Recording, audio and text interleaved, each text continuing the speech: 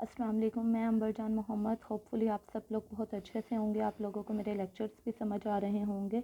कोशिश करूँगी अपनी वीडियो को और अच्छे से अच्छे बनाने के लिए आप लोगों के पास इनोवेटिव कॉन्सेप्ट्स लेकर हूँ और केमिस्ट्री की मिस्ट्रीज़ आपके साथ सॉल्व करती जाऊँ। यहाँ पर जो मैंने एक टॉपिक लिया है वो है चैप्टर नंबर 4 एफएससी पार्ट 1 की बुक में से है। इन सब को शुरू करने से पहले मेरी आप लोगों से एक रिक्वेस्ट है कि सब एक दफ़ा दुरूद इब्राहिमी को पढ़ लें। इसके बाद जो आज का मेन ऑब्जेक्टिव जो मेरा है वो है हाइड्रोजन बॉन्डिंग, उसकी एप्लीकेशन, उसकी थर्मोडायनामिक्स प्रॉपर्टीज़, यानी उसके इफ़ेक्ट्स हमारी थर्मोडायनामिक प्रॉपर्टीज़ में क्या होते हैं। ये टॉपिक मैं अपनी एक वीडियो में पहले भी डिस्कस कर चुकी हूँ। बस एक सरसरी सी निगाह आप लोगों के सामने उस पर डालना चाहती हूँ कि हाइड्रोजन बॉन्डिंग क्या थी जो हम लोगों ने लास्ट टाइम देखी थी। हाइड्रोजन बॉन्डिंग के बारे में लास्ट टाइम जो मैंने आप लोगों को कुछ चीज़ें बताई थी कि हाइड्रोजन बॉन्डिंग क्या थी। कि ये एक इलेक्ट्रोस्टैटिक फोर्स ऑफ अट्रैक्शन थी जो कि पाई जाती है बिटवीन हाईली इलेक्ट्रोनेगेटिव स्पीशी। एक स्पीशी जो हाईली इलेक्ट्रोनेगेटिव हो, वो मैंने आपको बताया था वो कौन कौन सी होती हैं। फ्लोरीन होती है, क्लोरीन होती हैं, ऑक्सीजन होते हैं। दे आर इलेक्ट्रोनेगेटिव एलिमेंट्स उनमें। और साथ में पार्शियल पॉजिटिव चार्ज स्पीशी, वो आपका हाइड्रोजन एटम।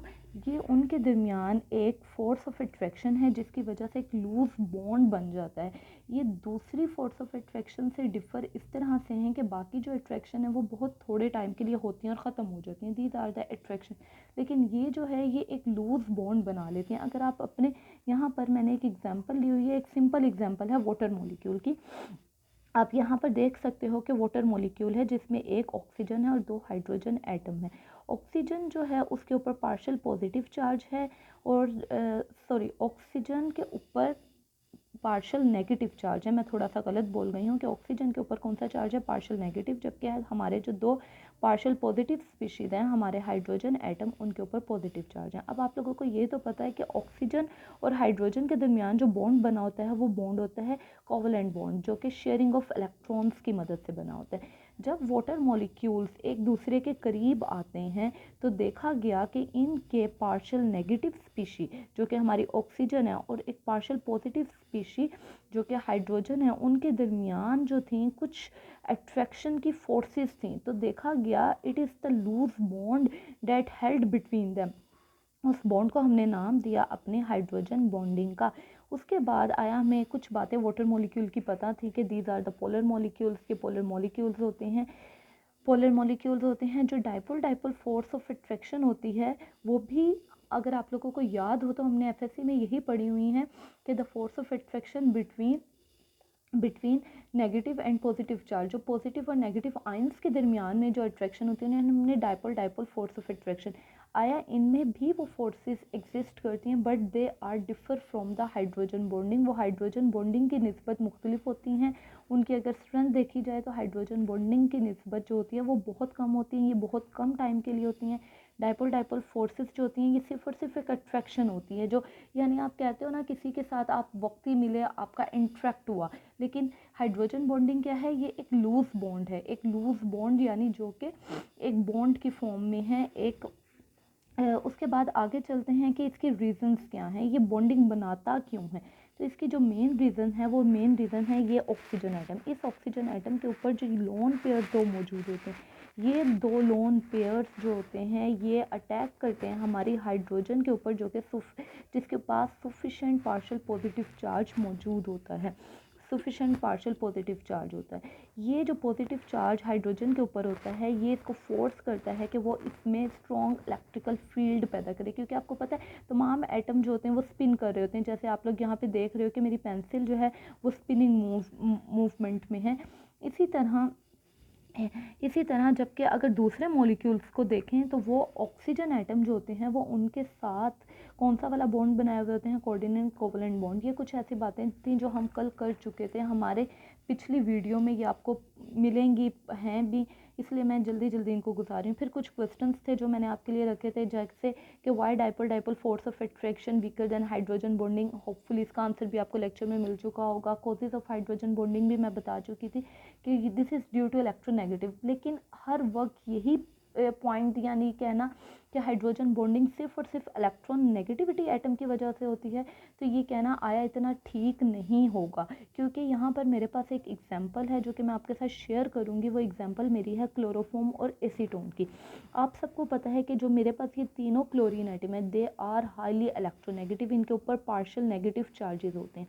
ये पार्शियल नेगेटिव चार्ज क्या करते हैं, कार्बन के जितने भी इलेक्ट्रॉन्स होते हैं उनको अपनी तरफ विड्रॉ कर देते हैं, यानी इलेक्ट्रॉन्स जो होते हैं वो कहाँ की तरफ जा रहे होते हैं, इलेक्ट्रॉन्स कहाँ की तरफ मूव कर रहे होते हैं, they are moving toward chlorine की तरफ विड्रॉ हो रहे होते हैं।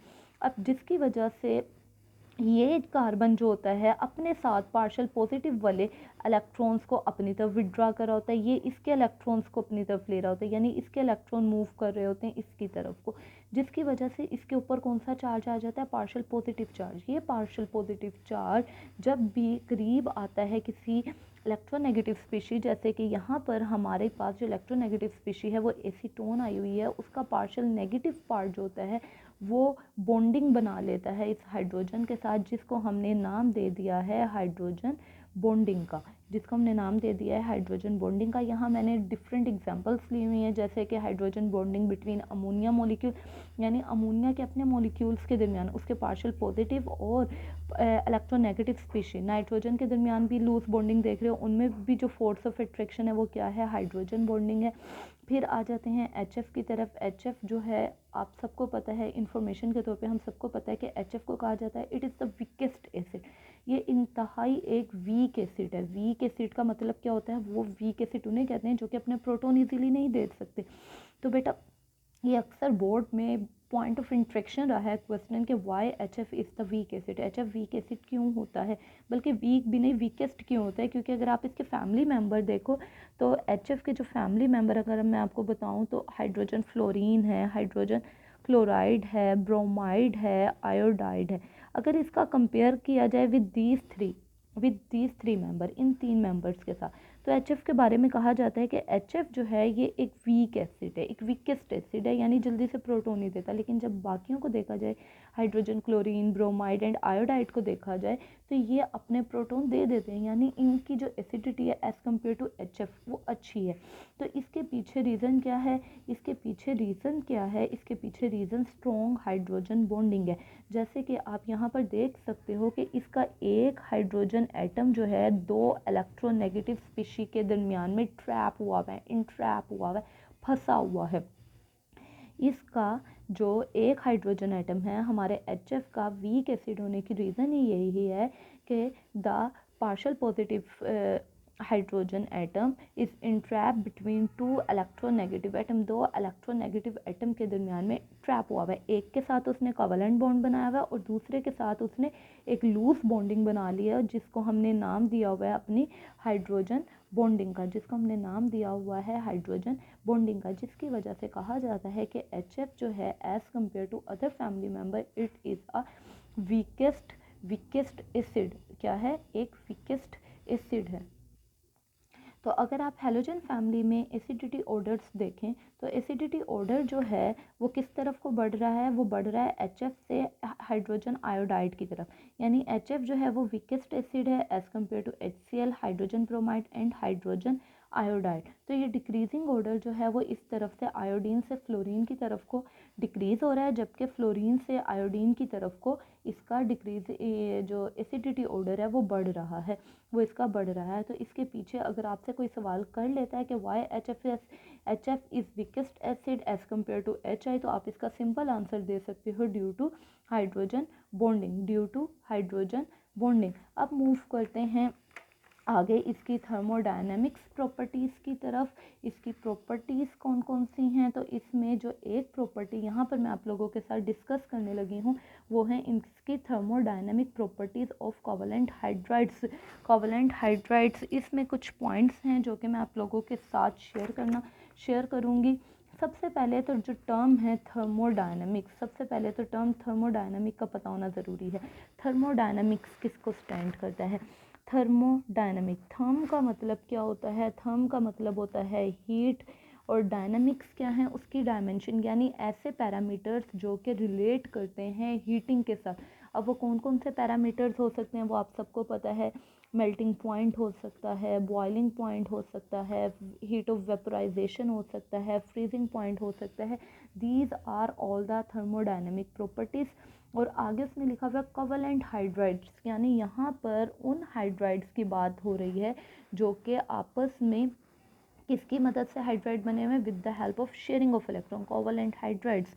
तो हाइड्रोजन बॉन्डिंग के बारे में हम ये बात तो जानते हैं कि it exist between highly electronegative atom and partial positive charge species hydrogen atom. यानी ये बात तो हमें अब क्लियर हो चुकी है कि हाइड्रोजन बॉन्डिंग जो है वो एग्जिस्ट करती है या तो यानी हाइड्रोजन बॉन्डिंग एग्जिस्ट करती है highly electronegative atom and partially positive charge species hydrogen atom.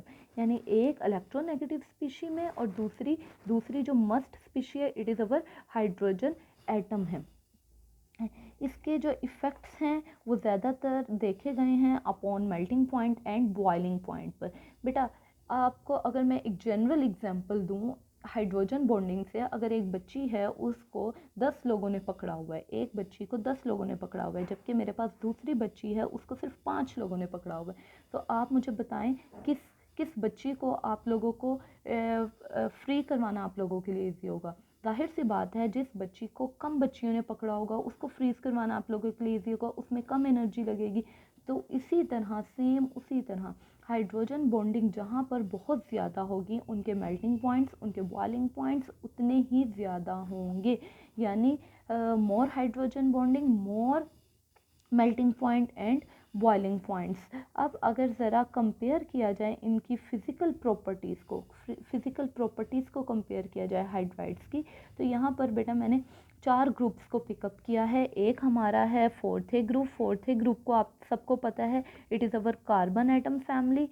फिर उसके बाद हमारा ग्रुप है फिफ्थ है जो कि हमारी कौन सी फैमिली है, हमारी नाइट्रोजन फैमिली है। फिर हमारा है सिक्स ग्रुप जिसको हम कहते हैं हमारी ऑक्सीजन एटम फैमिली आ जाती है। और उसके बाद है हमारा सेवंथ ग्रुप जिसको हम क्या कहते हैं, हैलोजेंस फैमिली। हैलोजेंस फैमिली के मैंने हाइड्राइड्स लिए हैं और यहाँ पर एक ग्राफ बनाया है। अब मेन फोकस है इस ग्राफ की तरफ। होपफुली ये ग्राफ आप लोगों को क्लियरली विजुअलाइज हो रहा हो। इसके एक्स एक्सिस पर जो चीज़ मैंने ली है वो है मेरे पीरियड नंबर, और जो वाई एक्सिस पर मैंने चीज़ ली है वो है मेरा बॉइलिंग पॉइंट आप देख रहे हैं। जब हम लोग बात कर रहे हैं फोर्थ ए ग्रुप की, फोर्थ ए ग्रुप जो है वो रिप्रेजेंट करता है कार्बन एटम की फैमिली को, जिसमें मेंबर कौन कौन से हैं, कार्बन है, सिलिकॉन है, गैलियम है। तो बेटा इनके जो हाइड्राइड्स हैं आपने देखा कि जो कार्बन है उसका जो बॉइलिंग पॉइंट है वो शुरू में बहुत कम है, लेकिन जैसे जैसे हम डाउन द ग्रुप आ रहे हैं, सिलिकॉन के पास जा रहे हैं, गैलीलियम के पास जा रहे हैं, वैसे वैसे इसका जो बॉइलिंग पॉइंट है वो क्या होता जा रहा है, वो बढ़ता जा रहा है। अगर फोर्थ ए ग्रुप का कंपेयर 5 ए ग्रुप के साथ किया जाए, यानी अब आप लोग किसको देख रहे हैं, नाइट्रोजन एटम को देख रहे हैं, यानी 5 ए ग्रुप को देख रहे हैं, तो आप देख रहे हो कि नाइट्रोजन का जो बॉइलिंग पॉइंट है वो ज़्यादा है। जब वो उसके सेकंड मेंबर पर फॉस्फोरस पर हम गए हैं तो इसका जो बॉइलिंग पॉइंट है वो एकदम कम हो गया, और फिर अगेन इसका बॉइलिंग पॉइंट बढ़ा है और फिर एकदम से बढ़ा है। अगर आप लोग सेवन्थ ए मेंबर को देखो, 7A के ग्रुप के मेंबर को देखो, तो फ्लोरीन का ज़्यादा है, फिर क्लोरीन कम हुआ, ब्रोमीन कम हुआ, फिर आयोडीन के केस में बढ़ा है। लेकिन अगर आप अपने सबसे छठे ग्रुप के मेंबर H2O को देख रहे हो, ऑक्सीजन फैमिली के मेंबर को देख रहे हो, तो एक सरप्राइजिंग चीज़ हमें नज़र आ रही है कि जब हम मूव कर रहे हैं, यानी हम मूव कहाँ को कर रहे हैं। अगर मैं आप लोगों के आगे पीरियड बनाऊँ, ये पीरियड बनाऊँ, तो पीरियड यूँ ही बन रहा है 4 5 6 और 7। 4 में हमारी जो है वो कार्बन एटम फैमिली है, इसमें नाइट्रोजन एटम फैमिली है, इसमें ऑक्सीजन एटम फैमिली है, और इसमें कौन सी फैमिली है, हमारे हैलोजेंस हैं, हमारे हैलोजेंस जिसे मैं एक्स से डिनोट कर रही हूँ। अगर इनके बॉइलिंग पॉइंट आप लोग देखो तो बॉइलिंग पॉइंट हमें बड़े मज़े के दिखाई दे रहे हैं कि कार्बन का बॉइलिंग पॉइंट सबसे कम था, उसके बाद नाइट्रोजन का कम था, उसके बाद हमारे हैलोजेंस में हमारे फ्लोरीन का कम आया है, और फिर हमारा वाटर ऑक्सीजन आया, फिर हमारा कौन सा मॉलिक्यूल आया, हमारा ऑक्सीजन मॉलिक्यूल आया। यानी सबसे कम किसका था, CH4 का, फिर उसके बाद हमने देखा NH3 का उससे ज़्यादा था, फिर हमने क्या देखा किसका ज़्यादा हुआ, उसके HF का, और लास्ट में हमने देखा कि सबसे ज़्यादा बॉइलिंग पॉइंट जो था वो वाटर का था। सबसे ज़्यादा बॉइलिंग पॉइंट जो था वो किसका था, वाटर का था, जो कि ऑलमोस्ट कितना होता है 100 सेंटीग्रेड।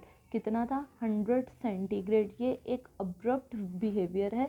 तो आपसे कोई सवाल कर सकता है why the boiling point of water is greater than hydrogen fluorine.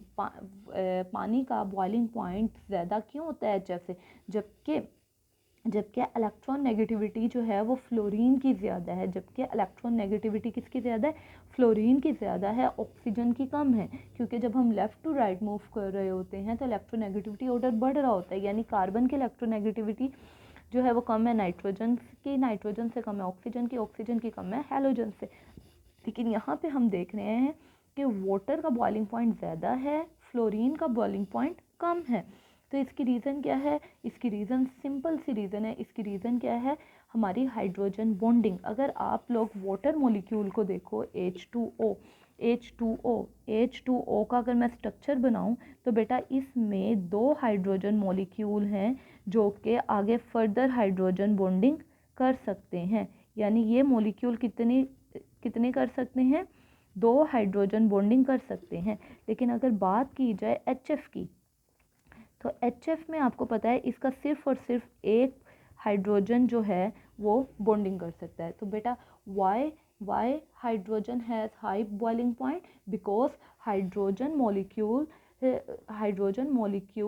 can undergo 2 hydrogen bonding. क्योंकि उसमें उसके 2 हाइड्रोजन एटम हैं, वो 2 हाइड्रोजन बॉन्डिंग कर सकते हैं। जबकि HF जो है it show only a single hydrogen, यानी 1 molecule can undergo 1 single hydrogen bonding. और इसमें एक मॉलिक्यूल के 2 हाइड्रोजन एटम जो हैं वो हाइड्रोजन बॉन्डिंग कर सकते हैं। यानी in case as compare to H F water molecules जो है वो 2 टाइम बाउंड हुआ हुआ है, यानी उसके 2 हाइड्रोजन है, उसमें जो हाइड्रोजन बॉन्डिंग जो है वो डबल है as compare to HF। Hopefully आप लोगों को मेरा ये पॉइंट क्लियर हो गया हो। अगर आगे मूव करें, आगे क्या है कि लो बॉइलिंग पॉइंट, जिसका बॉइलिंग पॉइंट लो होगा it's mean it's electron negativity of atom वो क्या है? कम है। जैसे यहाँ पे मैंने अभी आपको कहा, अब HF की तो इलेक्ट्रॉन नेगेटिविटी कम नहीं है, लेकिन उसमें रीज़न क्या थी? Number of hydrogen bonding HF में 1 नंबर ऑफ हाइड्रोजन बॉन्डिंग है, जबकि वाटर मॉलिक्यूल में 2 थी। मीथेन की सब में लोएस्ट बॉइलिंग पॉइंट था, ये मैंने ऑर्डर आपके आगे लिखा भी है कि मीथेन का जो बॉइलिंग पॉइंट था वो सब में लोएस्ट था। क्यों? एक तो रीज़न ये स्मॉल मॉलिक्यूल था, और दूसरी रीज़न ये उसमें लो पोलराइजेबिलिटी थी, यानी डिस्पर्शन ऑफ पॉजिटिव चार्ज जो था वो बहुत कम था, इलेक्ट्रोनेगेटिविटी बहुत कम थी, जिसकी वजह से वो हाइड्रोजन बॉन्डिंग इतनी अच्छी ना कर पाया। और उसका बॉइलिंग पॉइंट जो है बाकी rest of the other group सब में कम था। जबकि दूसरे हाइड्राइड देखें 5A के, 6 के और 7A ग्रुप के, उन्होंने मैक्सिमम बॉइलिंग पॉइंट शो किए। क्यों? Due to increase of electronegativity के ज़्यादा होने की वजह से। अब आगे मूव करते हैं तो बेटा आपको सवाल आ सकता है वाई वाटर इज़ लिक्विड। पानी लिक्विड क्यों होता है जबकि hydrogen sulphide, hydrogen selenium are gases at room temperature? तो बेटा ये एक बहुत मज़े का सवाल है कि वाटर जो है वो रूम टेम्परेचर पर लिक्विड स्टेट में होता है, जबकि हाइड्रोजन सल्फाइड हो गए या हाइड्रोजन सिलीनियम हो गए ये गैसेस हैं। तो बेटा इसके पीछे रीजंस क्या हैं? इनकी हाइड्रोजन बॉन्डिंग की वजह से ही, due to their hydrogen bonding, water जो है आपको पता है water the single molecule of water has 2 time hydrogen bonding, जबकि हाइड्रोजन सल्फाइड है, और जो दूसरी गैसेस हैं वो रूम टेम्परेचर पर क्या है? Found in the form of gases. तो ये आपको आंसर इसका इजीली लेक्चर में ही मिल गया होगा। उसके बाद है why the boiling point of water is higher than that of HF। इसका भी रीज़न मैंने आपको बहुत इन डिटेल दे दिया, होपफुली इसका भी आपको आंसर पता चल चुका होगा। उसके बाद आपको अगला सवाल आ सकता है कि why the boiling point of hydrogen bromide is higher than HCl। इसका आंसर भी आपको पता होगा। Why 4th period hydride show greater boiling point than 3rd period. तो बेटा ये तमाम जो क्वेश्चंस थे ये मैं लेक्चर्स में इनके आंसर दे भी चुकी हूँ। होपफुली आप लोग रिज्यूम करके या दोबारा से वीडियो देखकर आप लोगों को इनके आंसर पता चल जाएंगे। अगर आप लोगों को लगता है कि हमें इसके आंसर नहीं समझ आ रहे, आप मुझसे दोबारा भी इनके आंसर्स को डिस्कस कर सकते हैं। तो ये जो टॉपिक था ये था हमारी थर्मोडायनेमिक प्रॉपर्टीज़ के ऊपर, कि हमारे हाइड्रोजन बॉन्डिंग की हमारी थर्मोडायनेमिक प्रॉपर्टीज़ पर क्या इफ़ेक्ट्स था। अब चलते हैं इसकी कुछ एप्लीकेशंस की तरफ। हमारी हाइड्रोजन बॉन्डिंग कौन कौन सी एप्लीकेशंस शो कर रही होती हैं। एक इसकी एप्लीकेशन है सोल्यूबिलिटी। बेटा आपने देखा कि अगर आपके पास 7 अप की बोतल हो या आपके पास कोक की बोतल हो या आपके पास मिरिंडा की बोतल्स हो, अगर आप उनको मिक्स करें ये सारी की सारी होमोजीनियस हो जाती हैं, एक क्लियर सोल्यूशन बना देती हैं। जैसे आप पानी में रूह अफ़ज़ा डालती हैं तो रूह अफ़ज़ा क्लियर सोल्यूशन बना देता है। तो इसके पीछे रीज़न्स क्या है, ये ऐसे होमोजीनियस सोल्यूशन बनाते कैसे हैं। तो बेटा इसके पीछे रीज़न हमारी वही वाली लॉजिक है जो आप लोगों ने क्लास 10 में भी पढ़ी होगी, लाइक डिज़ोल्व लाइक वाला फॉर्मूला। आप सबको पता है कि हमारा वाटर जो है वो एक पोलर मॉलिक्यूल है। हमारा वाटर क्या है, एक पोलर मॉलिक्यूल है। इसकी थोड़ी सी हिस्ट्री देखें तो अब हमें ये बात पता चल चुकी है कि पानी जो है वो सब में उसे यूनिवर्सल सॉल्वेंट कहा जाता है। उसे यूनिवर्सल सॉल्वेंट कहने के पीछे रीज़न ये बेटा हमारी हाइड्रोजन बॉन्डिंग है। ये वो फिनोमिना है जो पानी का मॉलिक्यूल शो कर रहा होता है। तो इसमें बिल्कुल लाइक डिसॉल्व लाइक वाला फॉर्मूला है कि पोलर मॉलिक्यूल्स जितने भी होंगे, पोलर सॉल्वेंट्स जितने भी होंगे वो वाटर में डिज़ोल्व हो जाएंगे। क्यों? क्योंकि पोलर मॉलिक्यूल को आपस में डिज़ोल्व कर लेगा। जैसे इथाइल अल्कोहल है, इसमें भी OH ग्रुप है, ये भी पोलर मॉलिक्यूल है, ये वाटर में डिज़ोल्व हो जाएगा। डिज़ोल्व क्यों होगा? Due to hydrogen bonding. Carboxylic acid है वो भी डिज़ोल्व हो जाएगा।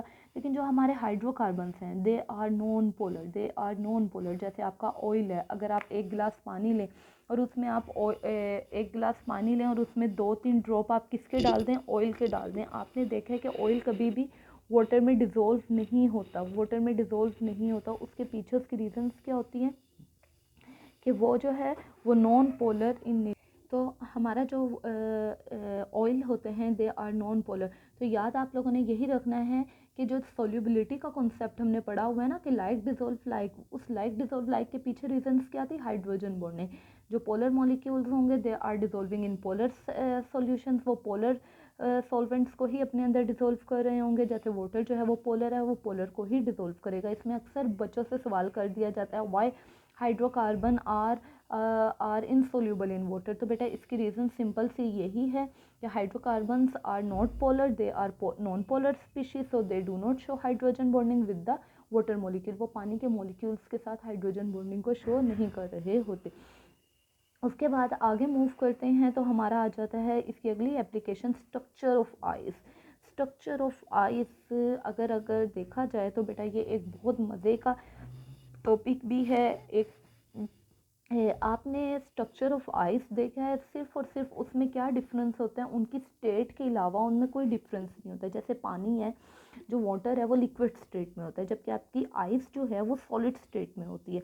लेकिन आपने देखा है कि पानी के ऊपर चीज़ें फ्लोट कर रही होती हैं, लेकिन यहाँ पे देखा गया है कि पानी जो कि सॉलिड स्टेट में होता है वही उल्टा फ्लोट कर रहा होता है, तैर रहा होता है। इसके पीछे क्या लॉजिक है, आज हमने वो लॉजिक देखनी है। तो वाटर मॉलिक्यूल्स तो आपको पता है इनका टेट्राहेड्रल स्ट्रक्चर होता है। टेट्राहेड्रल स्ट्रक्चर की रीजंस क्या हैं? अगर आपको वाटर मॉलिक्यूल का स्ट्रक्चर याद है, आपको पता है एक ऑक्सीजन होता है, 2 हाइड्रोजन होते हैं। लेकिन इस वाटर मॉलिक्यूल में अगर आप लोगों को मैं ये सेपरेटली बताऊं तो अभी तक हमें यहाँ पता है, लेकिन आपको साथ में ये भी याद होगा कि ऑक्सीजन के ऊपर 2 लोन पेयर भी होते हैं। ये जो 2 लोन पेयर होते हैं, ये 2 लोन पेयर भी हाइड्रोजन बॉन्डिंग में पार्टिसिपेट कर रहे होते हैं। ये इसके कॉर्नर में मौजूद होते हैं और एक टेट्राहेड्रॉन सा स्ट्रक्चर बनाए हुए होते हैं। टेट्राहेड्रॉन सा स्ट्रक्चर बनाया हुआ होता है। इन लिक्विड स्टेट्स में तो आपको पता है कि हमारी क्या हो रही होती हैं कि जैसे बहुत सी एसोसिएशन यहाँ पर मैं इंट्रैक्शंस को नाम दे रही हूँ। यानी जैसे डाइपोल फोर्स ऑफ इंट्रैक्शन हो गई, लंडन डिस्पर्शन हो गई। इसमें क्या होती हैं, ये एसोसिएशन बन भी रही होती हैं और साथ ही साथ ख़त्म भी हो रही होती हैं, ब्रेक भी हो रही होती हैं और रिफॉर्म्स भी हो रही होती हैं। लेकिन अगर आप देखें, अगर हम पानी का टेम्परेचर कम करते हैं, जैसे ही हम पानी का टेम्परेचर कम करते हैं, टेम्परेचर के कम करने से क्या होता है कि हमारा जो वाटर होता है, हमारा जो लिक्विड होता है वो किस में कन्वर्ट होना शुरू हो जाता है? वो कन्वर्ट होना शुरू हो जाता है सॉलिड में, जैसे जैसे टेम्परेचर कम होना शुरू होता है। यानी कि हमारा जो वाटर है वो किस में कन्वर्ट होना शुरू हो रहा है? आइस में चेंज होना शुरू हो रहा है। हमारा जो वाटर है वो चेंज हो रहा है इनटू आइस। लेकिन इस दौरान बहुत सी मज़े की चीज़ें हो रही होती हैं। अगर उनको हम देखें तो उनमें क्या हो रहा होता है, उनमें हो ये रहा होता है, क्योंकि आपको पता है कि जो लिक्विड स्टेट होती है उसमें जो मॉलिक्यूल्स होते हैं वो एक दूसरे से थोड़े बहुत दूर होते हैं, इतने प्रॉपरली अरेंज नहीं होते। लेकिन जब टेम्परेचर कम हो रहा होता है वो एक दूसरे के करीब आना शुरू हो जाते हैं। जैसे जैसे वो एक दूसरे के करीब आते हैं एक प्रॉपर पैटर्न में वो ज्वाइन होना शुरू हो जाते हैं। अगर मैं आपको यहाँ पर बुक में उसकी पिक्चर दिखा दूँ कि वो कैसे एक प्रॉपर पैटर्न में, हाँ जी, यहाँ पर आप देख सकते हैं कि आपके वाटर मॉलिक्यूल जैसे जैसे ये जो स्ट्रक्चर था ये था वाटर मॉलिक्यूल का, ये एक दूसरे से एक यानी स्पेस पर ही थे। लेकिन जैसे ही इनका टेम्परेचर कम हुआ, टेम्परेचर के कम होने से ये किस में आ गए, एक ऐसे सीक्वेंस में आना शुरू हो गए, यानी इन्होंने अपने आप को एक टेट्राहेड्रली अपने आप को अरेंज करना शुरू कर दिया, टेट्राहेड्रली अपने आप को अरेंज करना शुरू कर दिया। जब इनमें ये अरेंजमेंट्स हो रही होती हैं तो उस दौरान क्या होता है कि इनमें कुछ स्पेसिस अकर हो जाती हैं, और वो स्पेसिस कितने परसेंट होती हैं, वो 9% स्पेसिस अकर होती हैं। जैसे ही इनमें ये 9% स्पेसिस अकर होती हैं तो जिसकी वजह से इनकी डेंसिटी जो होती है, आइस की जो डेंसिटी होती है वो ड्रॉप कर जाती है, कम हो जाती है। डेंसिटी कम होने की वजह से हमारी जो आइस होती है, हमारी जो बर्फ़ होती है वो पानी के ऊपर तैरने लग जाती है। जैसे आपने देखा ग्लेशियर्स पर देखा या कुछ ऐसे दरियाओं में देखा जहाँ पर पानी जमा हुआ होता है, फ्रीज़ हुआ होता है, वहाँ पर आइस जो होती है वो फ्लोट कर रही है। उसकी रीज़न यही होती है कि जब वाटर जो होता है वो इर्रेगुलर शेप से रेगुलर में आ रहा होता है, यानी लिक्विड स्टेट से सॉलिड स्टेट में आ रहा होता है, प्रॉपरली अरेंज हो रहा होता है। तो उस दौरान क्या होता है कि हमारा 9% स्पेस ऑक्यूपाई होती है, और वो 9% स्पेस क्या करती है, डेंसिटी को कम कर देती है। जैसे ही डेंसिटी कम होती है हमारी आइस जो होती है वो फ्लोट करना शुरू कर देती है। यहाँ पर मैंने भी आपको एक सवाल सोचने को दिया हुआ था कि why ice float on water, तो होपफुली आपको मेरे इस लेक्चर में इसका आंसर भी मिल चुका होगा। उसके बाद ये तो हमें पता चल चुका कि बर्फ़ जो है वो पानी के ऊपर तैर रही होती है। उसके बाद एक और नेचुरल हमने एक फिनोमिना देखा है कि जब बहुत ज़्यादा सर्दियाँ होती हैं, यानी ये जो यूरोप वगैरह की कंट्रीज़ होती हैं वहाँ पर हम प्रॉपर देखते हैं कि तालाबों पर, समुद्रों पर, दरियाओं पर एक बर्फ़ का ब्लैंकेट जो होता है वो आ जाता है, यानी बर्फ़ की लेयर एक कवर कर लेती है। और जब वो सीज़न ख़त्म होता है तो वहाँ पर जो प्लांट्स होते हैं, जो फिशेज़ होती हैं, जो एक्वेटिक लाइफ होती है वो वैसे ही ज़िंदा होती है। वो ज़िंदा होती है, वो ठंड की वजह से मरती नहीं है, ख़त्म नहीं होती। तो बेटा उसके पीछे क्या रीज़न है, आज हम उस रीज़न्स को पढ़ेंगे। तो जैसे मैंने आपको कहा कि जब हमारा वाटर जो है वो आइस में चेंज हो रहा होता है तो कितने परसेंट स्पेसिस आ जाती है, 9% स्पेसिस ऑक्यूपाई कर जाती हैं, जिससे हमारी डेंसिटी किसकी ड्रॉप हो जाती है, आइस की ड्रॉप हो जाती है। डेंसिटी के ड्रॉप होने की वजह से चीज़ जो होती है वो फ्लोट करना शुरू हो जाती है, तैरना शुरू हो जाती है। ये सारा काम हो रहा होता है 0 सेंटीग्रेड पर, जिस पर हमारा वाटर क्या हो जाता है, फ्रीज़ हो जाता है। और फ्रीज़ होने के बाद वो मूव करता है सरफेस से डाउनवर्ड डायरेक्शन की तरफ, यानी नीचे की तरफ, डाउनवर्ड डायरेक्शन की तरफ मूव करना शुरू कर देता है। डाउनवर्ड यानी आपका जो पानी है वो नीचे की तरफ आ गया, बर्फ़ जो है वो ऊपर की तरफ फ्लोट कर रही है। अगर जैसे ही ये काम हो रहा होता है तो पानी जो होता है इस दौरान में 4 सेंटीग्रेड टेम्परेचर अटेन कर लेता है, और वो अटेन कहाँ से करता है, अपनी सराउंडिंग से अटेन करता है। अगर सराउंडिंग का टेम्परेचर फर्दर कोल्ड हो जाए तो वाटर जो होता है वो क्या होता है, ऐसी सरफेस पर पानी जो होता है वो लेस डेंस हो जाता है, और उसकी डेंसिटी जो होती है वो डिक्रीज़ हो जाती है, जिसकी वजह से जो पानी जो वो बर्फ़ का ब्लैंकेट बनता है ना, उसके नीचे वाला जो पानी होता है ना वो गर्म रहता है और जो ऊपर जो होती है वो ब्लैंकेट ने उसको फ्रीज़ किया होता है, और उसके नीचे का जो पानी होता है वो गर्म होता है, जिसमें हमारी फिशेज़ हो गई, एक्वेटिक लाइफ हो गई, हमारे प्लांट्स होते हैं, दे कैन अलाइव वो ज़िंदा होते हैं पूरी whole of the winter session, वो आराम से उस पानी में रह रहे होते हैं।